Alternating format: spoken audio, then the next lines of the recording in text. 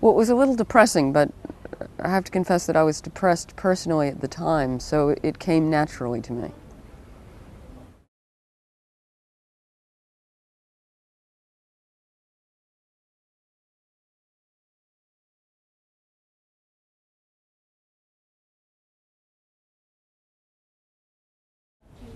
I said, "You're right."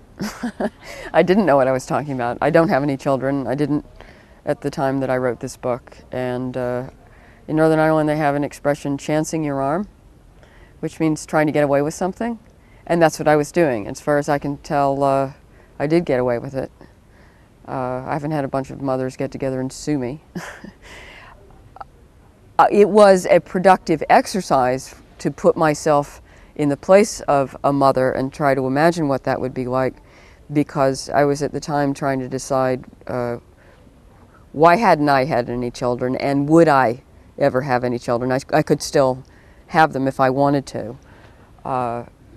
And so it was a way of analyzing what it was about becoming a mother that disturbed me, what I was afraid of.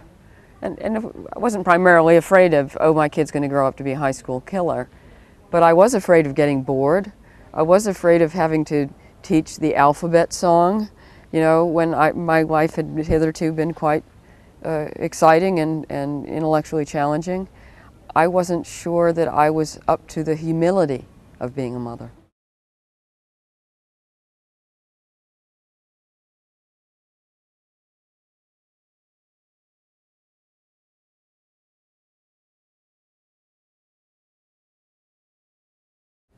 I think that's one of those insoluble questions. But I do think that you can't make yourself love someone because you're supposed to, right? And that's the position that Eva finds herself in. And yes, that was breaking one of the last taboos we've got, that a mother would not love her own son. It's that mother-son thing that is ultimately the most sacrosanct. But I'm very sympathetic with that narrator. Some readers have been judgmental, especially American readers, because they tend toward that.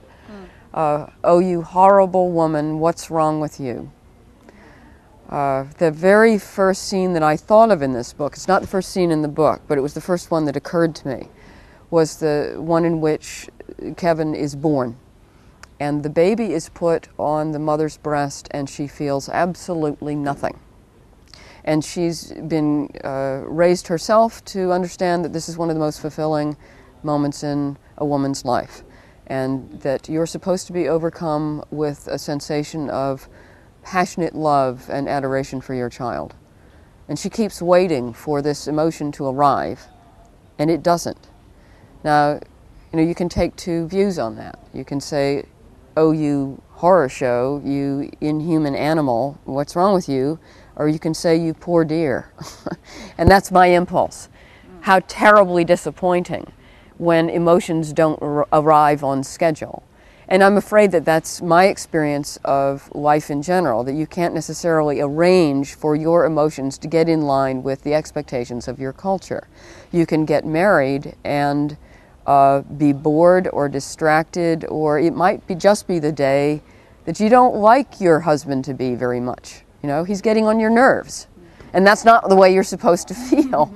Or maybe you go on a honeymoon and you don't have much of a sex drive. You know, there are all points at which we have prescribed emotional reactions, and then life doesn't go according to plan.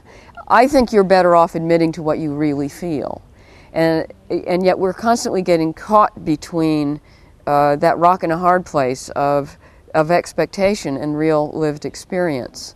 And the immediate impulse usually is to cover up the real experience, to lie.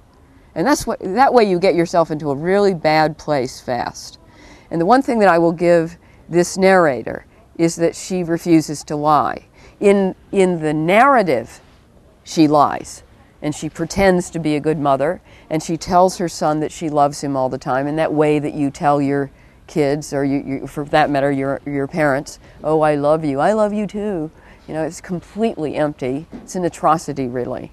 I have a line in my new book, my very new book, that we should probably have a law that you can only say that 3 times in your entire life. You have to use them like wishes. So you get trapped with this, this lying, but at least in the text, right, she's truthful. And I think that is why this has ended up being a bestseller, much to my surprise. I never expected it to go anywhere commercially because it's so dark. But the narrator is a woman who tells the truth about what she really feels, despite what she's supposed to feel. And there are so many people out there, women in particular, who tend to be a little more obedient, right? Who have been mouthing what they're supposed to feel about motherhood and a great deal else for generations, if not centuries. And at least this generation, and the one coming up behind me, is relieved to read the truth. You don't always love your child. Your emotions are not always going to respond to what your culture demands of them. And sometimes you're bored with motherhood. Sometimes you wish you hadn't had your own children, even if you change your mind later. And sometimes you conjure that other life, you know, that parallel universe. We're going to get into the next book, where you chose otherwise and you had your freedom and you could do things like come to the America Festival in Paris. I don't have any kids. I can do whatever I want. And women found that a great relief. Okay.